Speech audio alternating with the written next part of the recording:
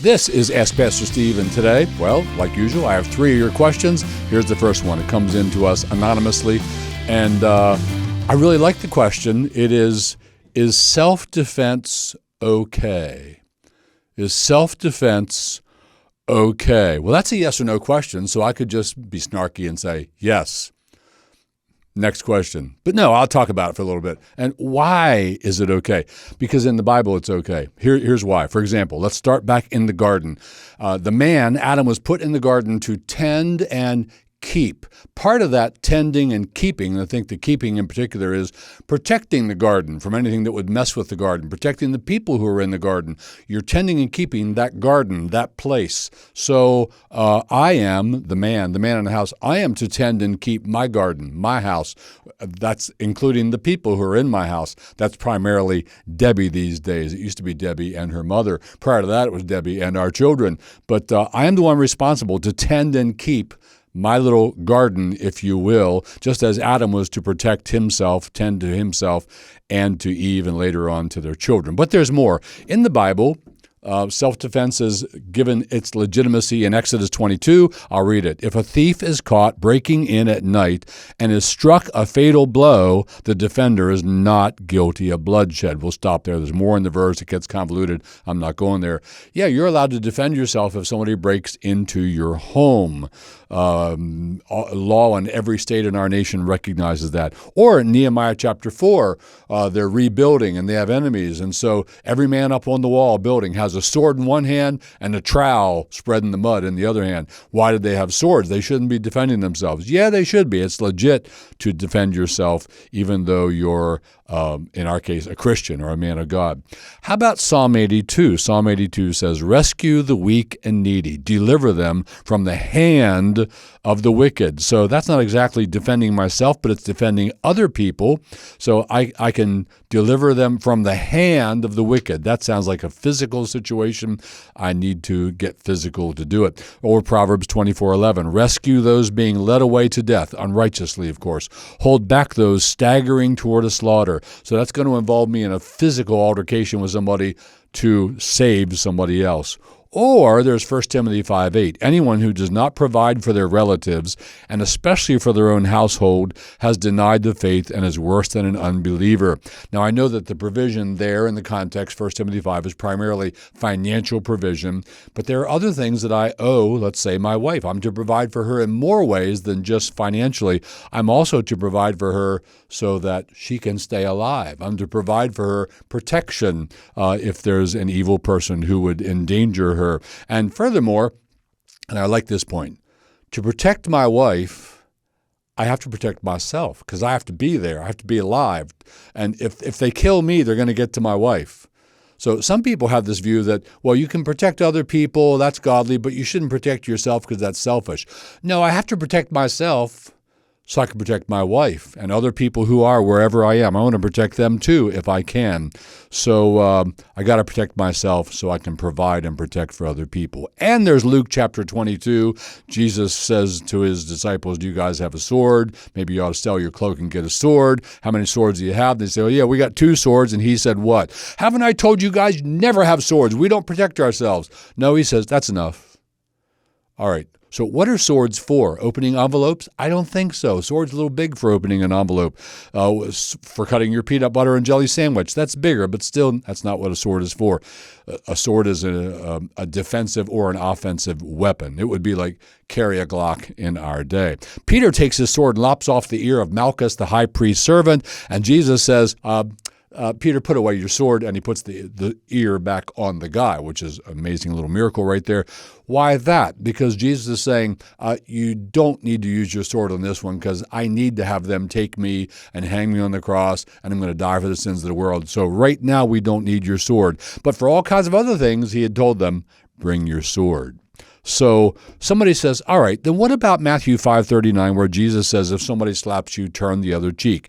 There are various interpretations of this. Like Wayne Grudem says, well, this slap is like an offensive thing. It's a backhanded slap. So if they're being offensive to you like that, then go ahead and turn the other cheek. Others say this applies only to overt religious persecution. If they're persecuting you because you're a Christian specifically, then let them persecute you, let them slap you, and just turn the other cheek.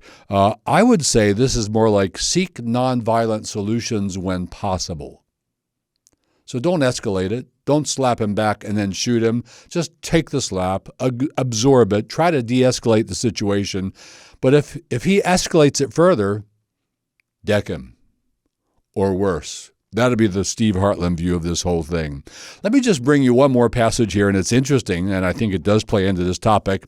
If you can avoid somebody hurting you, you should. Don't just stand there and take it. If you can avoid it, you should. Where do I get that? Acts 9:25, the authorities are out to get Paul, and Paul is lowered out of a window in the wall of the city in a basket. Just picture that. Imagine yourself in a basket. They're lowering you out a window and down the wall. I'm like, whoa, I hope I don't fall out of this basket. Man, I hope the rope doesn't break. I hope I'm not too heavy and they slip and I go boom at the bottom. But Paul avoids arrest. So let's see. What could he be arrested for later on? Well, you avoided arrest. That was illegal. I don't know what all. Anyhow, so it's legit, even when it's religious persecution, to take evasive measures and to avoid it if possible. And that's a good thing to say anyway. If somebody's attacking you on the street, try and de-escalate, try and get away, run if you can. Don't engage the person if it's at all possible. But anyway, yeah, I am 100% in favor of self-defense, even among Christians. If you disagree, I love you anyway. And this is going to sound snarky, but it's true. I'll defend you. All right, here's a second question for today. It comes from a Jonathan, I don't know which Jonathan, in Edgewood, Maryland, and he asks, is it biblical to speak in tongues? He adds, I grew up in a church. In the church I grew up in, it was common that people would do this during group prayer, and there would be a cacophony of unknowable words and sounds. To me, the chaos seemed to contradict the admonition of keeping decency and in order. He means do all things decently and in order in church. So he wants to know, is it biblical to speak in tongues? Well, I'm a cessationist, but I would say if somebody genuinely spoke in tongues, I'd be delighted. But for me, as I understand the scriptures, speaking in tongues is a God-given supernatural ability to speak foreign languages that you have never learned. So if I could all of a sudden right now break into German and speak it fluently, or Italian, or Chinese, or make it whatever you want, if I could suddenly do that, that is speaking in tongues. I believe in Acts chapter 2, it's clear that's what happened. I believe that in 1 Corinthians chapters 12 and 14, it's also clear that the very same thing is in view. I believe that in every case in the New Testament, speaking in tongues is speaking unlearned, previously unlearned, God-given, God-revealed, or foreign languages. So it's earthly languages. It's not angel tongues. You're misinterpreting that text. So is it biblical to speak in tongues? Well, I don't think that gift is present, and I think here history bears me out. I don't think anybody on the planet is able to do that thing right now. Are there people speaking in gibberish? Yes, there are. Is that biblical? In my view, no, it's not. I think that is humanly induced. It is psychologically induced, and I think it betrays I've been influenced by somebody else, or maybe I'm not mentally entirely healthy. So sorry to have to say that to you, but I think that's something you should look at if you're really into that speaking in tongues, gibberish kind of thing. So thank you, Jonathan. Not everybody's going to like my answer, but you asked me what I think, so there it is. Let me go to question number 3. And this one is, what are your view on gap theory? Let me pause there and say, this is the theory that God created the earth. It was void and it was chaotic, and there was a long gap in which there were maybe many, many, many thousands of years of animals and people, but not quite human people yet, not quite made in the image of God yet, lots of death, this is the view of the gap theory. And they say, I guess it's plausible theory, but there doesn't seem to be real biblical proof pointing to it. So I'm going to say, I agree with you 100%. I don't think there is biblical proof pointing to it. To the contrary. So in Genesis chapter 1, everything flows from there was this, then there was that, then there was that, there was that, there was that. There's no gaps anywhere in any of that. There's just a chronology. The Hebrew bears out that the same thing that's happening thing at this level between that and that is the same thing, same Hebrew words used there. Then this, then that, then that, then that. And there's nothing indicating a gap. Furthermore, people only posited a gap theory when we got really pressured from outside by the naturalists and the theory of evolution that needs massively long periods of time for the impossible evolution to occur. And so that's when people came up with a gap theory. I'd rather just push back on naturalistic evolution, godless evolution, and say, there's the fallacy. We don't need great periods of time.